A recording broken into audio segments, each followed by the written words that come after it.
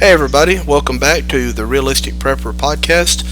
This is our second show, and we're getting better all the time. Just getting better all the time. What we're going to be covering today is bugging in or staying put. You can substitute staying put for bunkering down, whatever you want to call it. But basically, there's a lot of talk these days about bugging out, and we don't really hear a whole lot of talk about staying where you're at. It's almost like an afterthought, or not really even considered an option these days among some prepping circles. David and we tend to have a little bit different thought process regarding this. So I think a lot of people that have been in, maybe they're new to the prepping circles, and they're just getting, introduced to this type of thing on YouTube. It may give them a little bit of a different or a fresh perspective, and even some of the people who have been at it for a while may learn a little something, and maybe get a different perspective and why we feel the way we do, given our particular situations. So how's things going today, David? Going well. It's a Friday. I'm seeing American Sniper tonight, so I'm excited about that. And going to the gun range tomorrow, so it kind of ties in with our podcast. Nice. So I can't complain. I'm glad that my traveling's done for a while. I was in Atlanta earlier this week. We got to do some shooting at a gun range up there that was absolutely gorgeous. The range was the size of my town. Nice. Gun range, really nice. We don't get here in urban Tampa Bay. So. You taking the Glock 42 out? Oh yes, sir. I'm going to be judging. Is that going to be the new everyday carry weapon? I'm going to be putting it to the test, comparing it to my Smith & Wesson 380, seeing which one I kind of like the best. So I'm excited about that. I think that'll be a whole show in and of itself at some point. It could be. I think it could. Is a whole show. So let's go ahead and we'll get started here. For people that don't know, or for people that are new to the whole prepping scene, the term bugging out is very popular nowadays. And generally what is meant by bugging out is the shit has hit the fan. It's happening, whether it be on a grand scale where, say, martial law has been declared, or whether it be on a smaller scale where a disaster is coming. Whatever the case may be, excuse me, whatever the case may be, it's no longer a viable option for you to, in your mind, it's no longer a viable option to stay where you're at, and you gather up all your preps, you gather up what you perceive to be enough food to last you for X amount of time, your weapons, whatever you have cached for your escape. Typically, you'll put these in bags known as bug out bags. That's where the name comes from. And you make your way out of your town or out of your current location, and you make your way to the backwoods, and that is your plan. Your plan is to bug out or leave. Now, I think, David, we were talking a few minutes ago, making a clear distinction between bugging out and evacuating. Would you mind going over that with us? Yes. As I told you, I live in Tampa Bay. Kind of the norm down here. Not so much the norm, I should say, but a threat we have to plan for. Bugging out is pretty much, in my mind, when you're bugging out, for the most part, with a few exceptions. I do submit that you are accepting the fact that you are probably not going to return. Right. What you will return to is nothing like what you're currently in. Evacuating and also bugging out, to me, is more of there is a crisis happening that usually the government or any municipality is just out of control. It's done. Evacuating, especially in the case of a hurricane, which for people that are watching this in my area or anywhere on the Gulf Coast or the Eastern Seaboard, that is depending on the state, an orchestrated event. It's not pleasant. I've done it at least 4 times. It's very stressful. It's very emotional, just to be honest with you, and it can take a long time. The roads get pretty packed, which when we get into kind of our vehicle safety podcast, we can talk about that too. But it's more of a planned thing. I do plan to come back to my home, whatever's left of it, in an organized manner, and I have reviewed my county's plans of how they intend to let people back in the county the severity. So there is that distinction. Everybody needs to know, according to your threat assessment, again, what threats do you face? When should you leave your home? Have a plan for that. But to me, it's more of an evacuation plan. Going to a friend's house, going to a relative's house, somewhere that's easy to get to. You don't want to go too far away because then you have problems getting back. But that's not bugging out. I'm not, again, I got a wife, a 4-year-old, and a 9-month-old. We're not strapping on backpacks and going out into the woods with the 5 million people that live here in the greater Tampa Bay area. It's just not going to happen. Right. I guess kind of my overall disclaimer as we get into this, there are people, and Jack, you know them, I know as well, who I know could bug out and could survive just fine. If you have that skill set, if that's what you know. I do know a few of those people, but I'll be honest with you, in my 38 years, I can count those people on one hand with fingers left. Same here. Great to them. If you live in an area where you can do that, that's wonderful. If you have the skill set, that's wonderful. But I submit to you, 99% of the people don't have that skill set. I know, I'm born and raised in the suburbs, but I'm an Eagle Scout. I have been camping more times than I got fingers and toes, whatever.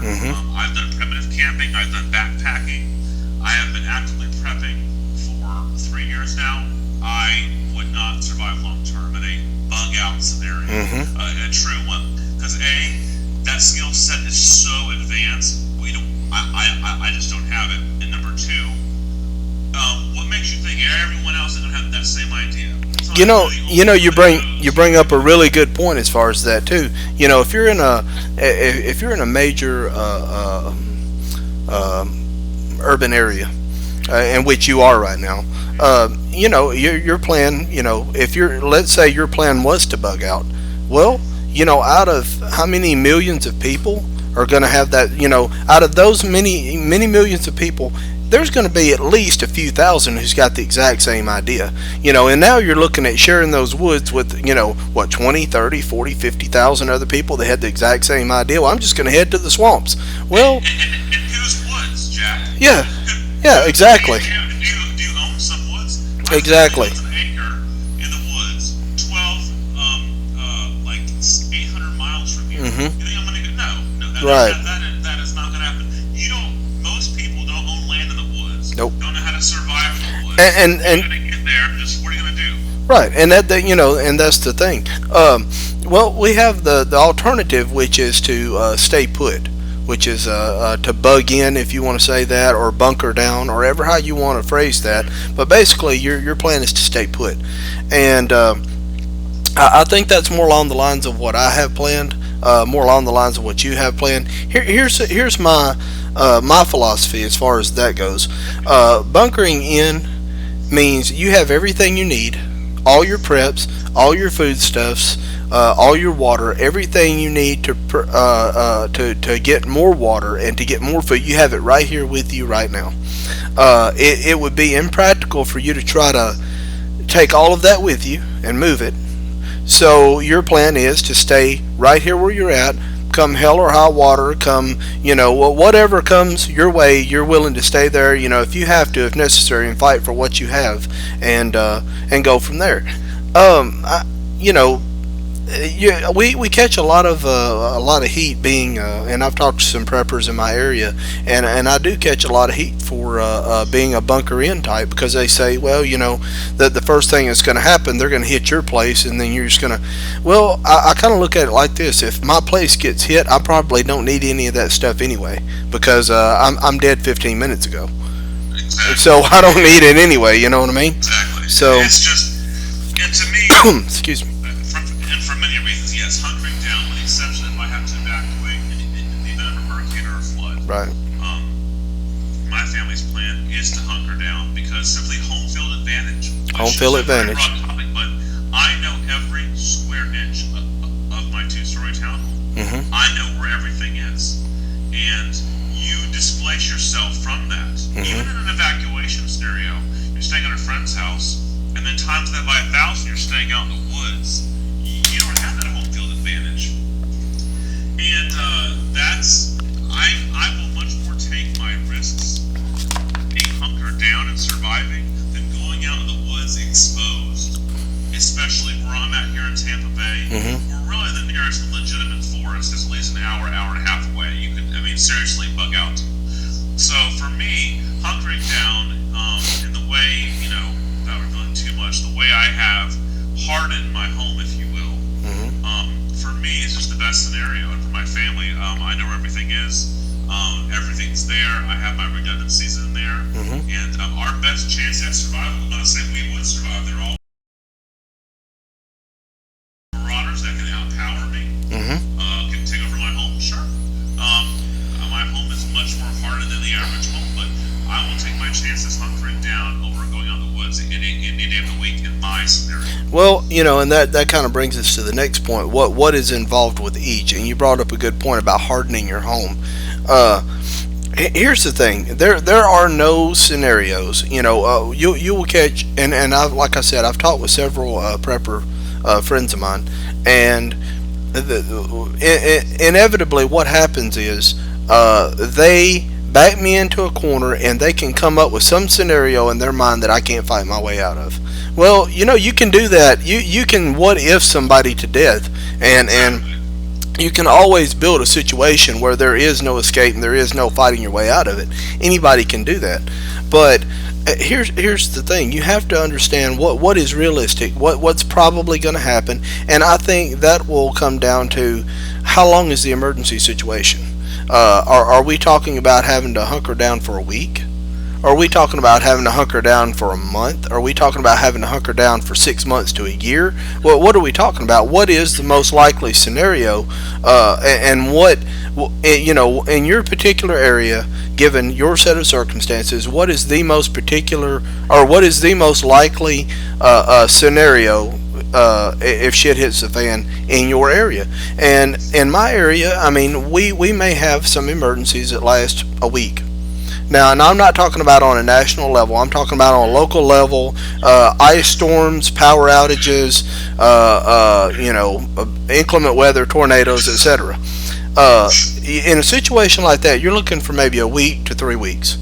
And in those scenarios, you're not looking at packs of marauders and a mad. You're not looking at a Mad Max type scenario. In my opinion, after 3 weeks to a month of a bad situation, I just don't think you are. I think that would be, much longer term after the supplies have run out and the FEMA trucks are no longer making their way in. But you're looking at, 3 months, 6 months to a year down the line. And then you might be looking at a Mad Max type scenario there. But you have to, like you said, you have your house hardened and you have what we call the home field advantage. You know your property, you know your house, you know what you're capable of doing. Myself personally, I know what my skill set is. I know what I'm capable of. Yeah, if there are 10 armed, well armed, heavily armored marauders that invade my house and set it on fire, I'm probably going to die. Now, I'm probably going to take about 5 or 6 of them with me, but I'm probably not going to make it out of that scenario. But there again, I mean, if I'm out here and I have bugged out, and I'm out here running around in the woods by myself, and I get attacked by those same 10 marauders, I'm just as dead. Much quicker. You can Yeah, I'll be dead much quicker because I gave that home field advantage up. it can take just two guys to kill you, then not 10. Exactly. And that's why, throughout this podcast series, I'm sure we'll do one that's focused on this. I am a big proponent of like you said, how of just of hardening your house and of having all of your supplies strategically placed inside your house. I shouldn't say all your supplies. It is sometimes smart to store caches elsewhere. Right. But you have, I should say, have the needed supplies in your home to last 2 weeks. And getting down to this whole, what is realistic? What is the average person that doesn't call themselves a prepper? What advice can we give them? I tell people, and the FEMA has this 3-day rule, which I think they're actually going to start to change that finally. You should have 3 days in your car. In my Right. opinion, that's another podcast. Right. You should be able to have 2 weeks, whatever it is that your family needs for 2 weeks. You should have. If you can get that built up, you can weather almost realistically come your way. There's always this solar flare and any of these kind of way out there scenarios. But if you have 2 weeks supplies, Well, I would say 2 weeks comfortably, and the reason why I say 2 weeks comfortably is if you can do it 2 weeks comfortably, you can do 4 weeks, and the last two might be a bit uncomfortable. exactly. And again, prepping like we talked about in the beginning, you're minimizing discomfort. Not saying you're not going to be comfortable. Right. You are going to be comfortable. You're not going. There's nothing comfortable in Florida in the summer with no AC. Right. Okay. But I'm going to live. I'm not going to die. And that's the whole point. So I would recommend, if anybody gets anything out of this podcast, is if they're starting to think about, well, do I make this bug out bag? Well, yes, you have your evacuation plan, but unless you are extremely skilled in bushcraft and live in a very specific part of this country or this world, your best bet at survival is hunkering down, hardening your home, having 2 weeks supplies of food, water, etc. at your house. I agree with you. For different people. And I agree with you 100% on that. I also think I think people need to take a realistic assessment of themselves. And what I mean by that is you need to take an honest assessment, sit down. If here's the prime candidate, in my opinion, for bugging out. Your prime candidate for bugging out is a person who lives by themselves. They don't have much to begin with, so they're very limited on their preps. You're looking at, they have their main battle rifle, they have maybe a sidearm, they have a little bit of food, they have their bug out bag, maybe a 72-hour bag or whatever, and a vehicle, and that they're set as far as that's all they have. They're very limited on their resources to begin with. They live in a very crowded area where their chances of being looted or marauders are very high, even in a 3 or 4 day emergency scenario. Very, very high. So they're in a high risk zone. They have very few possessions or very few preps to begin with. They are extremely physically fit. I mean, extremely. We're talking a person. If you're thinking about bugging out, if you cannot walk 10 miles comfortably with 70 pounds of gear on you, you don't even need to think about bugging out. And You hit the nail on the head there, Jack. so, and also you have to consider: do you have children? Do you have a wife? Maybe your wife is. Maybe you're capable of hiking 10 miles with a 70-pound sack on your back. Can your wife do it? What about your little kids? Do you have small children? Can they make a 10-mile hike with you? Chances are they can't. So it's a very bugging out is a very very the people that would fit are very slim. That's a very slim section of the population, in my opinion, right there. And like I said, it goes back to taking a realistic assessment of where your skills are. Have you ever tested your skills? A lot of people they read books, they watch YouTube videos. They can go out in the comfort of their own backyard and they start a fire, and they can fish, and they know a few bushcraft skills. They know a few edible plants, whatever. Have you ever tested your skills? Have you ever put 70 pounds of gear on, hiked 10 miles, and then tried to live out in the woods for 1 week? Just 1 week. Have you ever tried to do it? Have you ever tried to do it for 2 or 3 weeks in the middle of the winter? I mean, it is a very humbling experience, even for the most hardened. And I've talked to some guys who've been in the military 20 plus years, and it is a very hard experience, even for those guys that had to try to live out there in the middle of a jungle or in the middle of cold weather, and have to live out there even for a week or two. And they were being restocked with supplies, and it was still hell for them. And now you're talking about doing it with a wife and small children, really?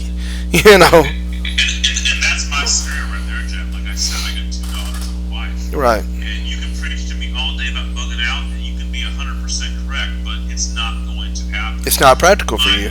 I accept the fact that if there was an extreme enough tragedy, my family could die. That's just a fact of life. Right. But our best chance at survival for my family, and I submit to you, the majority of people, especially those taking a very realistic approach, is bugging in, is staying put, with a caveat of if you live in an area plan. But that's not bugging out. But I like something that you said, Jack, about bugging out will be recommended for people in a very high density area. Mm-hmm. Now, some people get called Tampa Bay high density, but we're kind of maybe a little bit premature for that. I live on the north end of Tampa Bay, so while my county has almost a million people, I live in an area that's a little bit less congested. But if I lived in New York City or Chicago or downtown Atlanta, I would certainly have maybe some hybrid of an evacuation bug out plan, because you're in very hotbed areas there. Yep. And you would have to get out. And because in those areas you're looking at riot type situations within the first 24 to 48 hours. And that's where I think the majority of your crimes and your looting and your things of that nature are going to take place, is within. See, in a scenario, in my opinion, you're talking about bunkering in. In a scenario where you have a 3 or 4 day or maybe 1 week emergency plan, you are not going to have people breaking down your door to steal your stuff, typically. And I say that for this reason. If you have 5 guys come to your house after 3 days of emergency shit hits the fan scenario, the first one breaks down your door and you take his head off with a 12 gauge shotgun, guess what the other 4 guys are going to do? They're gone. They're leaving. And they're probably not going to come back. Now, if you're looking at a scenario where these people have been hungry and their families have been starving to death for a month, it might be worth it to them to risk their lives to come into your house and withstand whatever armor and armament you have to be able to get what you have. But you're looking at a whole different scenario there. That's one that I really think if we ever got to that point, I pray we never do as a country. I almost think sometimes some of these preppers wish we had these scenarios. I think so. I pray to God my prayers are nothing more than a hobby for me. I think you nailed it right there. It's almost like I've spent all this time doing all of this. I hope something happens where I can use it, and I see that same mentality. For those that don't know, I teach jiu-jitsu and combatives, and I have seen that mentality when you have a guy come in and he almost hopes that he gets into a bar fight so he can use what he's learned.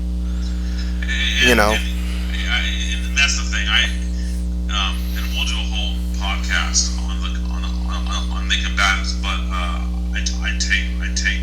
I take Krav Maga, and the first thing they teach us is the best fight is no fight at all. Is to not even get in that scenario to begin with. Right. So I take that same logic to prepping, and I hope.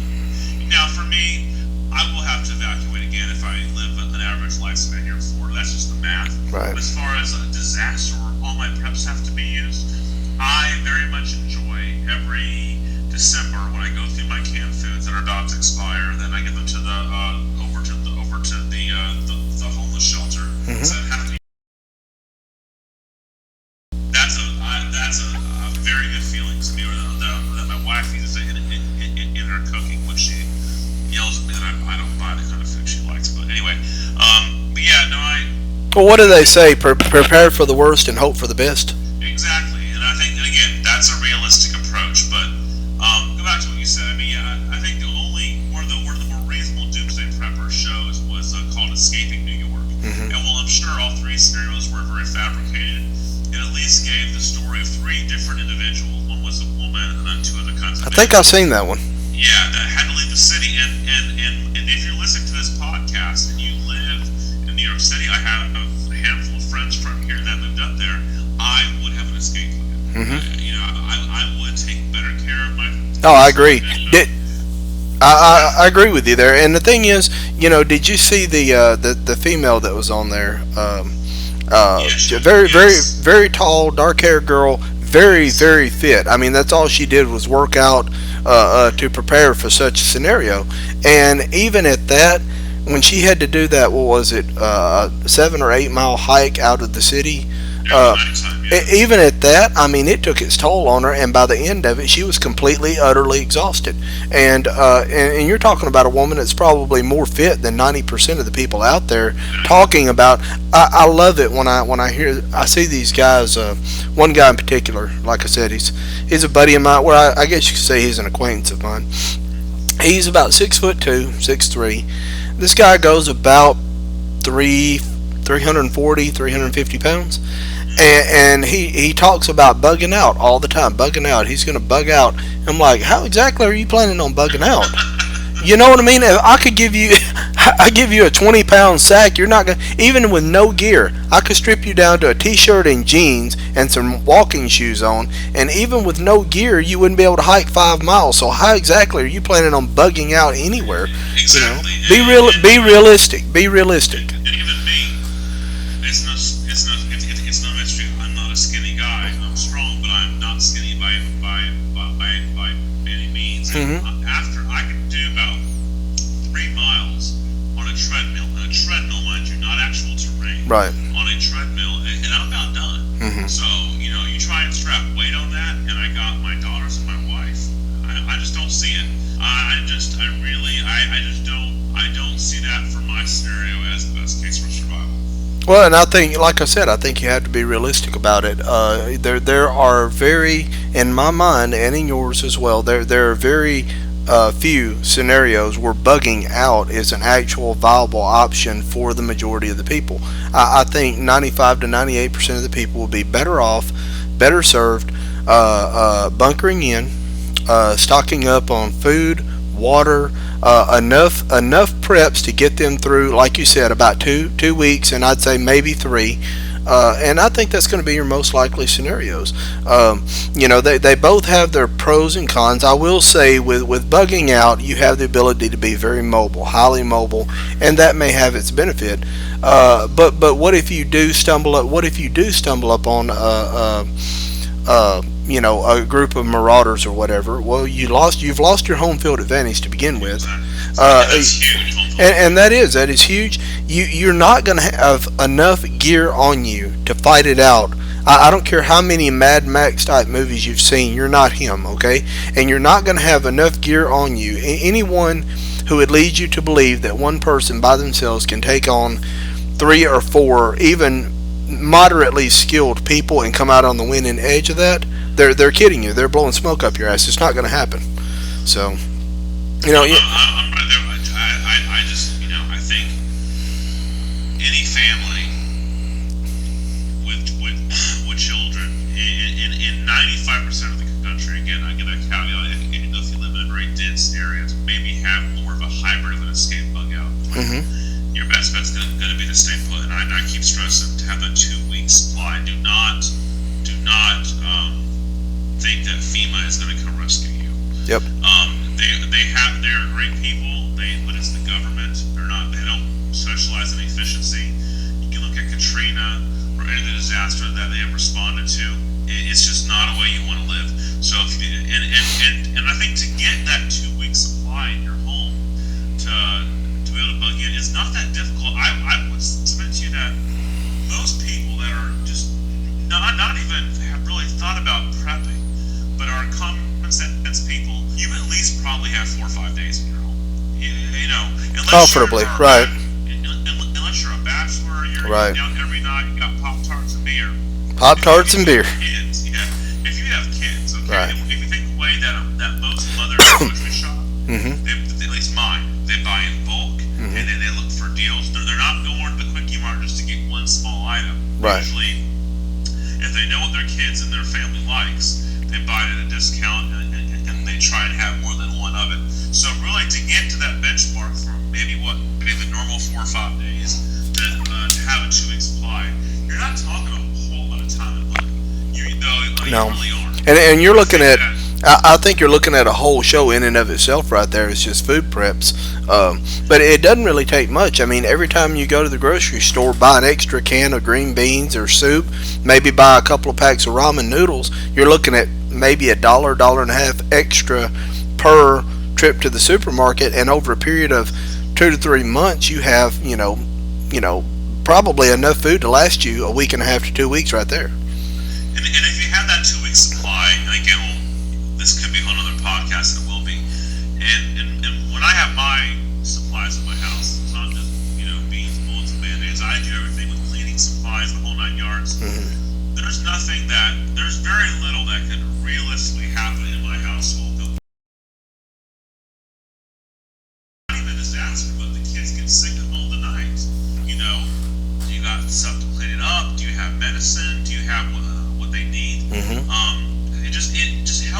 having this preparedness mentality, having that basic 2 weeks on hand, being prepared to bug civil unrest, what is helping me so much at peace of mind and knowing that you have what your family needs. Because I'll tell you what, another reason I have been to a hardware store after an evacuation order is called. I won't get to an economics lesson, but because most states do not allow stores to raise their prices, they call it price gouging. When demand is more than the supply, you're going to have shortages. It's simple economics. I've seen one loaf of bread on the shelf. I have been in a hardware store trying to get duct tape. This is about 15 years ago, before my preps came into play. Having to, you say, okay, another guy was going for that same roll of duct tape. No, sir, you take that one. I'll take this one. I've been in that scenario. That's not something you want to be in. No, it is not. And it's funny you should say that, because I don't know how it is there in Florida, but here in Tennessee, if there's any snow or anything frozen falling out of the air at all, eggs, milk, and bread, there's none on the shelves anywhere in any store. It clears out within 15 minutes of people hearing about it. It's gone, and there's not enough left. And you're looking at a snowstorm. Well, what happens when they find out, that there's no help coming for maybe the next week? Well, what happens then? I mean, you're talking about panic. You're talking about people panicking, and it's funny, you were talking about different situations, different scenarios. Recently, and you and I talked about this, due to a miscommunication between my wife and I, our power got shut off for about a day and a half. Now, I'm in Middle Tennessee, and the temperature was 27 degrees. So, no power for a day and a half, 27 degrees. Now, normally you would think, a lot of people just going through that, in their mind, that would be an emergency situation. That's not an emergency situation. That is uncomfortable, to be sure. If you had a small baby, that would be an emergency situation. For an elderly person, that might be an emergency situation. For me, it was just a little uncomfortable for a couple of days. It's not that big of a deal, and I had food in here I can prepare that I don't have to cook, and I had tuna right out of a can. I got some Pop-Tarts, like you said, stashed back, and candy from whenever, back at Christmas candy, whatever. I mean, I did just fine. Like I said, I wasn't comfortable, but I wasn't miserable either. And I was thinking to myself, but while I was just fine, my wife, not so much. It was very, very difficult for my wife for that day and a half. I mean, very difficult, to the point of almost being in tears. My daughter, same way. My daughter's 17 years old, but she's very, very girly, very that just, to not have a hair dryer in the morning, I mean, was like the worst thing ever. To not have hot water first thing, that was the worst thing ever. It's like, in my mind, I'm like, this is not that bad of a thing. But I have been through some very hard times, and I'm mentally prepared for stuff like that, but they weren't, and that's something you have to take into account. If you have a family, just because you might be prepared, is your family prepared? Not just do you have some food put back, not just do they know how to use a weapon, but are they mentally prepared to deal with the just the basic hardships of getting up in the morning, not being able to take a hot shower, and not being able to go turn the heat on, and are they mentally prepared just to deal with that discomfort? Can they eat? Will they eat tuna right out of a can? Will they eat cold soup? I mean, and you have to ask that. And so I think for most people, like we said, staying put is probably going to be your best bet, your best case scenario, unless you live in a situation where it would be in your best interest to get out of a densely populated area, and then you could consider that, like you said, you phrased it really well, hybrid of an evacuation and a bug out plan. I don't think, as far as bugging out goes, the people who live in New York, for the most part, now I don't want to put everybody under a blanket statement here, but I'd say for the most part, people who are used to living in New York City, regardless of their skill set, if you put them out in the middle of the woods for a week, they'd be dead. Most likely, I would yes. be willing to bet that 98% of them would be dead within a week. Especially given the conditions, say what it is right now. What is it, 17, 15, 17 degrees there right now? Too cold for this. Most people within a week would be dead, probably long before that. And Yes. and I'm talking about what you can carry on your body: a sleeping bag, maybe the ability to start a fire, maybe what, a 72-hour bag, maybe rations for 72 hours or so. I think most people would be in a very bad way. So I think your idea of a hybrid bug out slash evacuation plan is ideal for people in that type of scenario. Do you have a place on the outskirts of town you can go to? Do you have relatives that you can stay with for an extended period of time? Now, me where I'm at, like I was telling you before we went live, I have two locations within 15 miles of my house that I could stay for a period of 2 to 3 weeks or even longer if I had to. That's not to say that I couldn't come back here and retrieve items. I definitely could, but I'm not in a situation where if marauders, which is probably a very unlikely scenario in my area, I'm not really in a situation where if they came a knocking, I had to be here. I could leave and come back in 2 hours or 2 days, for that matter. You know what I mean? And I don't have to invite them in and show them where all the good stuff is. Yeah. And I would say, if you're going to do this hybrid plan, if you're in an area where you know you're going to have to leave, it needs to be an extremely detailed, orchestrated, and to the best of your abilities, a practiced event. Because it's not just I'm getting my backpack and leaving. You got to think about sanitation. How and where are you going to go to the bathroom? How are you going to stay clean? I deal with a lot of stomach issues, so I tell people, even people that don't have, issues with food and eating, if you put trauma and stress on yourself, you put yourself in a new environment, you start eating food that you haven't eaten, you will get digestive distress, either one extreme or the other, Yep. very quickly. And I think if you have a plan to hunker down when you're home, that's going to just psychologically help you deal with that better. But I agree with you. when we talk about home preps, we could do a whole series, a whole part of it on sanitation in the house. It's very important. Oh, I agree. I agree 100%. And it's probably one of the more overlooked aspects of prepping is your sanitation. And I think a lot of people overlook it because it's not one of those, for lack of a better term, it's not one of the more romantic aspects of prepping. But let's say you don't. Let's say right now, if I'm pulling my knife out, just playing around or whatever, and I cut myself, which has happened several times, I might add. I cut myself, no big deal, right? I go in here, I tape it up, I'm good to go. Or if it's really bad, I can go to the doctor, get some stitches, I'm good to go. If I cut myself in a shit hits the fan type scenario where there may not be any help, there may not be any medicine available, there may not be any doctors or hospitals available, and I cut myself, that can be a life-threatening injury. Just that one thing can be a life-threatening injury. You're actually out in the woods with an exposed wound or cut. You're done, especially in Florida heat. In Florida heat, you're yep. Down here in the water. You're going to be infected within 15 minutes. You're going to be infected with something. You gotta, as patient nurse teaches, you gotta get it clean, keep it clean, and facilitate healing immediately. You have to, and you're much more able to do that if you're prepared in your home. Then you would be out in the middle of a field. Exactly. And that's just how that is. And like I said, I wish people would. Anyone listening to our show right now, if you're thinking about prepping, whether you're thinking about bunkering in or bugging out, either way, whatever your scenario is, I would like for you to take a realistic assessment of where your skill level is.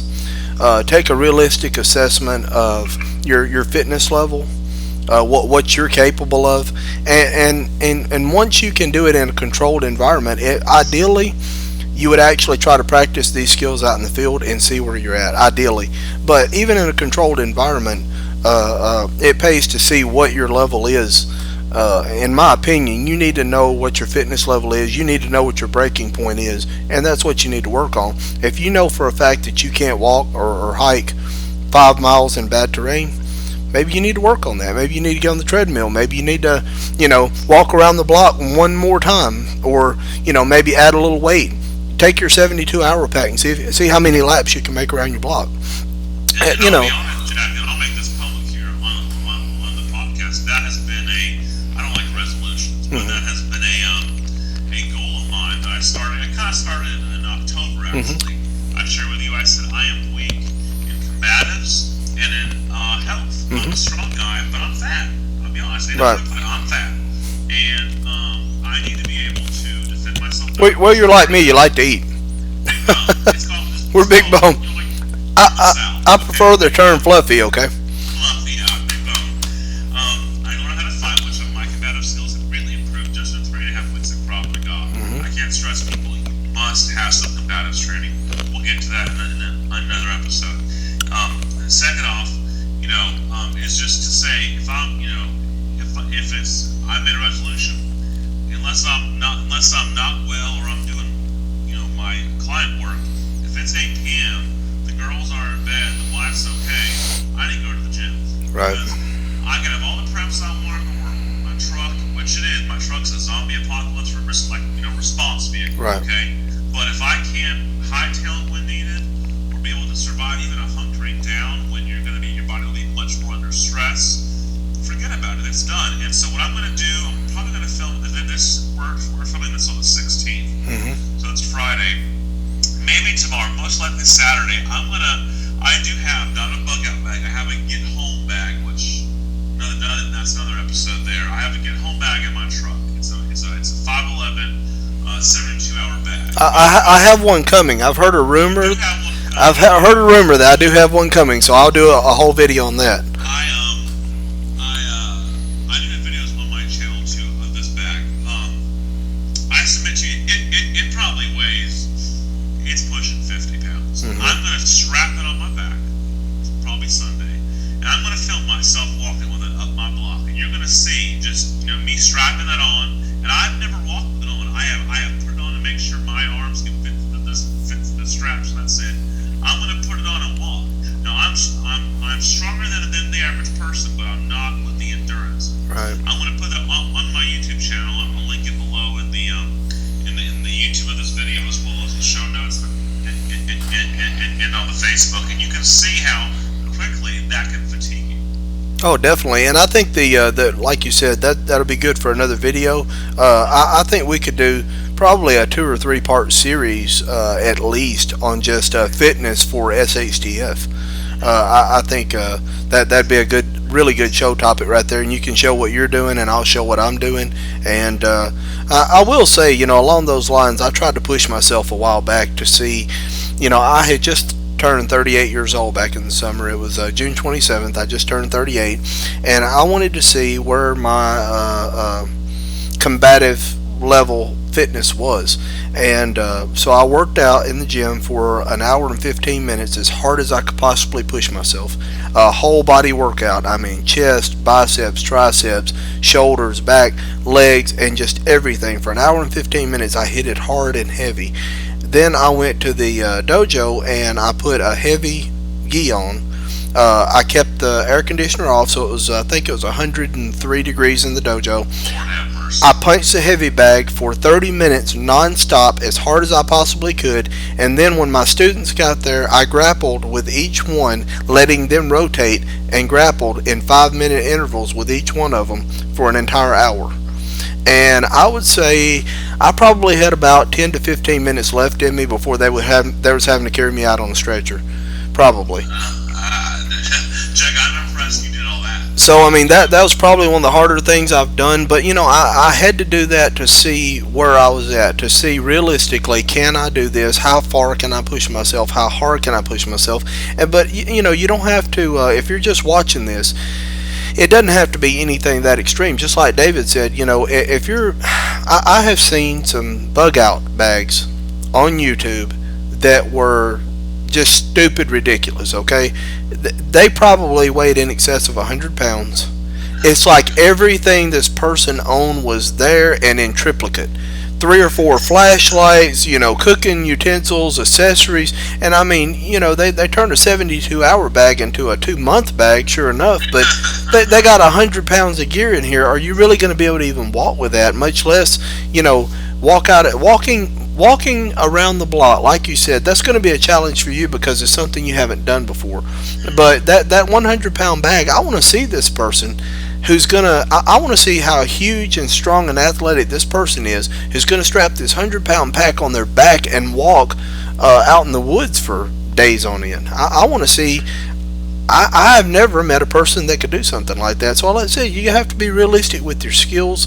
I'm not saying, and David and I will both agree on this. We're not saying that bugging out doesn't have a place. It most definitely does, but in certain specialized circumstances and scenarios. Like you said, highly populated, densely populated area. I think, though, most people would be better served with having a bunker in plan combined with a nice evacuation procedure, and like David said, with proper communications. Everybody in the family knows if this happens, this is going to be the modus operandi. This is what you're going to do. This is where you're going to go.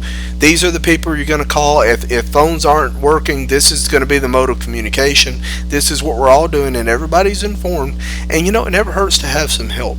If you have like-minded individuals that you can trust, it pays to have some help. It really does, especially in a bunker in situation.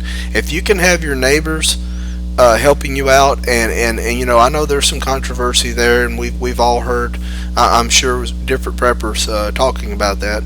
But I mean, if your neighbor is a like-minded individual that you can actually trust, and we can do a whole show as far as picking people to help you out. That's a whole show in itself. But if you can have somebody to help you out and maybe act as a go-between, and you help each other out, maybe watch each other's place, because even if you're bunkering in, you might have to leave your house for whatever reason, for an hour or two here or there. You may have to know that your neighbor is watching your preps and watching your stuff. I mean, that's a nice little peace of mind to have. So it's something to think about. And Jack, I wish to mention that earlier in the podcast. That is a huge advantage of doing the hunker down, bugging in instead of bugging out. Again, very few people, like you said, you count them on one hand. You got fingers left. Have the skill set to go out and survive on their own. Right. You need the people, and I've talked to you offline about some of my neighbors who I've already considered, who I know have certain skills that I would approach if need be, because I know I have things that they can use. And it's even the old adage where you're going on vacation, your friends or your neighbors said, "Hey, I'm going to be gone for a week. So if you see anything suspicious, call the police. Don't hesitate." Right. My neighbors do that to me. Now, they know my home's like Fort Knox. They probably don't worry about me, but they always come to me and tell me, "Hey, Dave, we're going on vacation." I said, "No problem. I'll keep a lookout." Right. And, again, yes, you can sit here and poke holes in every single bug-in scenario I have told you. But I submit to you, you will have a better case at survival with all that in place than you strapping a bag on your back you probably never lived out of and trying to hightail to some woods that you do not own, do not know very well, and don't know how to survive it. For the 1% or less of the population that can do that effectively, more power to you. I wish I had your abilities. But we're taking this whole realistic approach, prepping for everybody, as I like to call it. And in that case scenario, if you just have a simple 2-week stash in your home of everything that you could need to minimize discomfort, that's going to serve you dividends down the road. And from the smallest, from my family has the flu and we can't leave to go to the drugstore, to a civil unrest, to a hurricane, to what have you. So your time's going to be much better spent focused on that, focused on your home preps, than trying to plan this elaborate bug out scenario that probably will never happen in the day you die. Right. So that's kind of my synopsis. I think that right there pretty much. I think that's a good wrap up right there. I think that pretty much sums it up. And anything else you want to say to the populace out there, since I screwed up the wrap up last week? Hey, Jack and I don't claim to be these podcast tech gurus. We do appreciate your patience with us. We're trying each podcast to do better. I have a different webcam this time a different microphone setup. So we love constructive criticism. So leave in the comments below if you say, hey, David, the light in the back's kind of weird, or your sound's off this time. We are on Facebook now. You can look up the Realistic Prepper podcast on Facebook, like our page, or just go to therealisticprepper.com. If you go to therealisticprepper.com, that'll forward you to our Facebook page. We decided instead of a website to use Facebook. This makes more sense. When the show goes live, we will post the videos there. You can share them. Once we get to 100 likes on Facebook, we will do a gear giveaway, and I'm not talking some little matchbook or some little tinker tool. It'll be an item that you would want. So once we get to 100 likes on Facebook, we'll do the giveaway. So like us on there. You can email us at therealisticprepperpodcast@gmail.com with any questions. We are looking down the road to bringing some people with certain expertise or certain unique perspectives. That's where you know somebody, please let us know. And I would just encourage you, as we're kind of a new year here, having this new podcast. If you're listening to us and you're kind of new to this, start small, build yourself up, and make it your goal that this year you're gonna get that 2 weeks supply on hand. And just have a good week, and we'll be here same time, same place. See you, everybody.